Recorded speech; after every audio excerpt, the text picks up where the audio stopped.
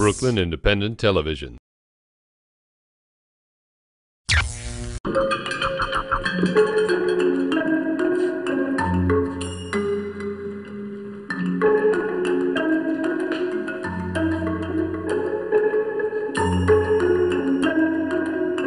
Originally, actually, it's crazy that we're talking like this because I came in on a painting scholarship. Oh, wow.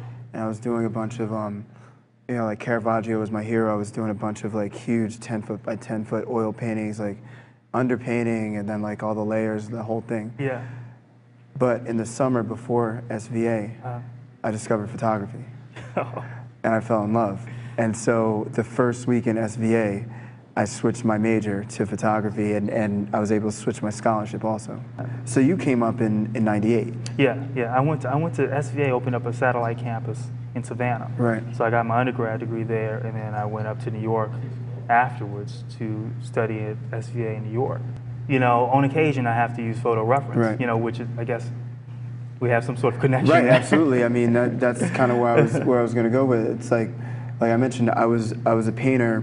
And then when my models couldn't sit for me, I took photographs of them so I could paint from the photographs. But then, you know, eventually the photographs just got to be more fun to take. Now photography is almost more like painting. Yeah. You know, like I'm manipulating all kinds of colors and I'm stretching people's legs out, and I mean. Yeah. You know, I went to the recent show that you had in Brooklyn. Yeah.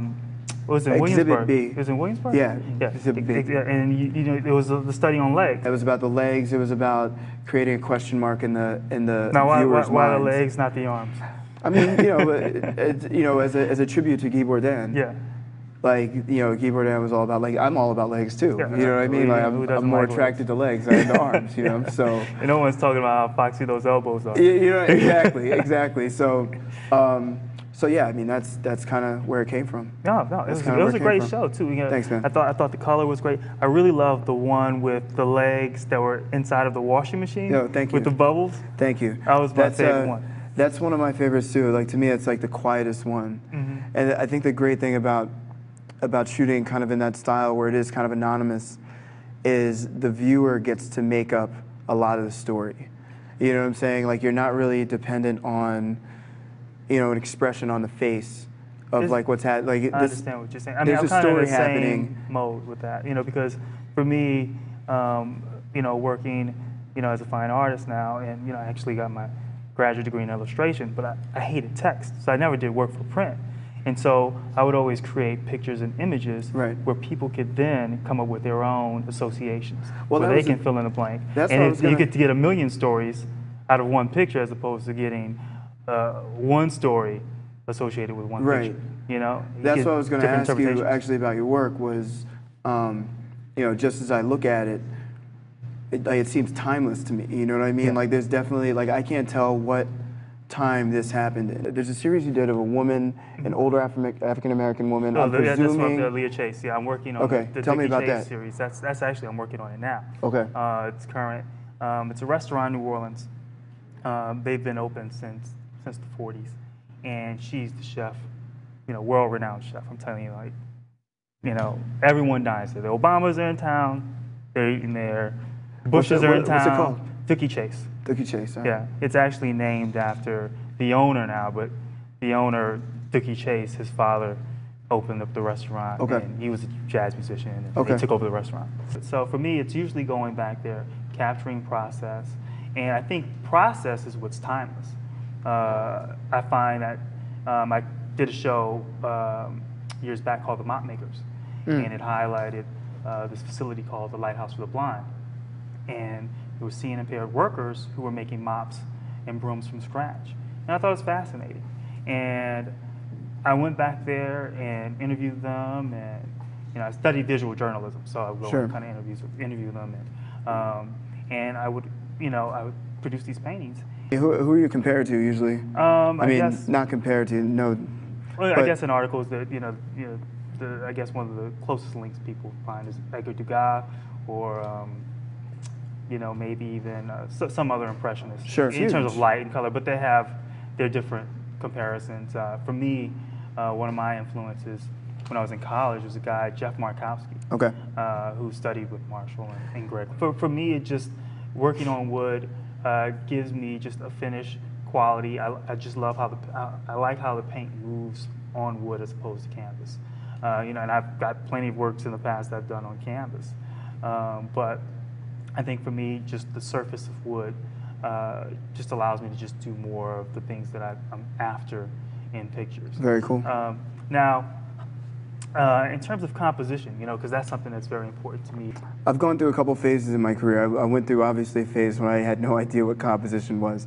That's when I first started, Yeah. and then I had a friend, actually my ex-girlfriend was a photographer. She was very much so about composition. She shot the same thing as me, a lot of celebrity portraits, a lot of fashion, and we both started shooting a camera called a 4x5, which is kind of an older design. It's if you you have to put a dark cloth over your head like that sort of thing. Yeah, I love those things. And there's a screen in the back of the camera with a grid on it that literally cuts up the picture. And that really, like shooting with that camera, taught me a lot about where Angles. things should be in a picture and what angles should go together. And from shooting with that camera, you start to think like that. Really, even if I'm not shooting with that camera anymore.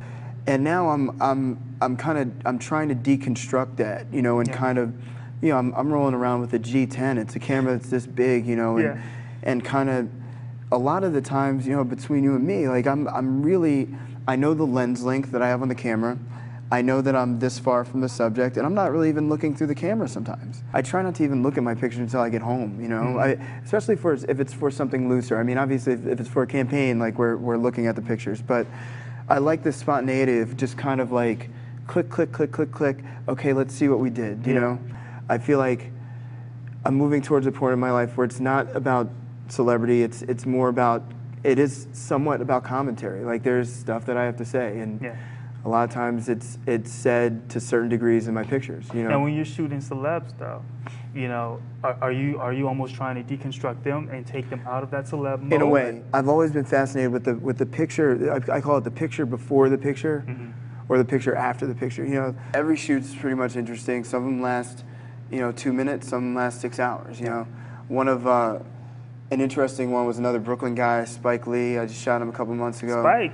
I photographed him on like McDougal Street, NYU, in the middle of the street on a white seamless, but I moved out from the white seamless so you could see, sky and the actual street. Yeah. And I kind of liked, Spike Lee kind of studio shot, but he's outside.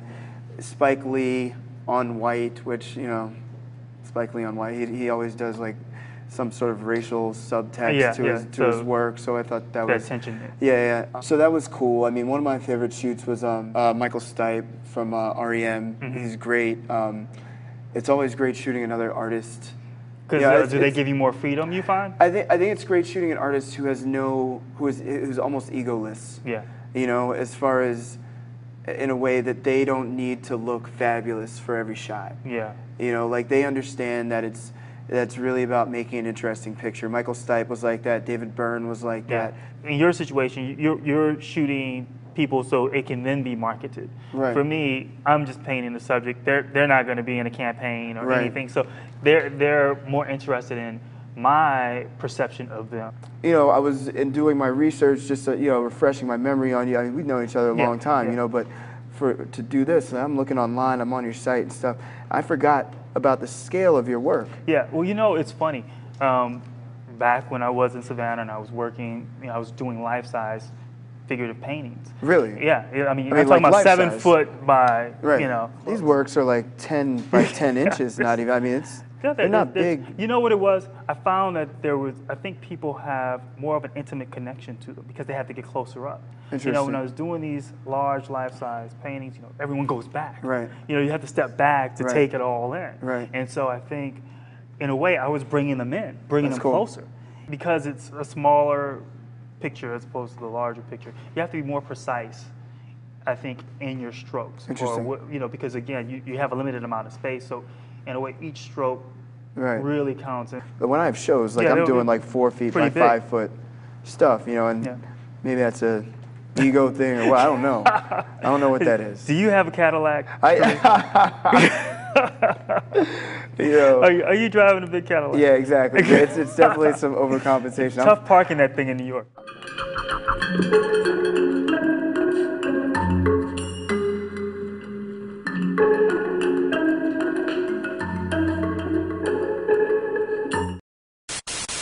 Watch this and other Brooklyn Independent Television episodes online at breakartsmedia.org/BIT.